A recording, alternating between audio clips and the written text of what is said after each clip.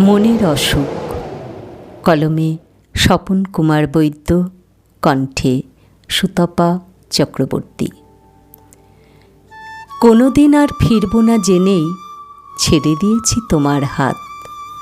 চলে গেছি বহু দূর সব মায়া ভুলে। জলের ভেতর দেখেছি তোমাকে, দেখেও দেখি নাই। তোমাকে ভুলে যেতে চাই। পৌষের রাতে যেদিন এসেছিলে কাছে, আমার ঘুম ভাঙালে এসে বসলে পাশে। আমি নিশ্চুপ তাকিয়েছিলাম তোমার চোখে। তোমার নীল স্পর্শে আমি বেসামাল। ধমনীতে রক্তের উষ্ণ প্রস্রবণ। আকাশে নরম চাঁদ, সেও বাহুবন্দি করতে ডেকেছে কাছে। আমি বিগলিত তোমার মায়ায়, তুমিও গলে গেছ মোমের মতো। জলের পাশে ছিল জল, ঘুমন্ত শহর, থেমে গেছে দিনের কোলাহল।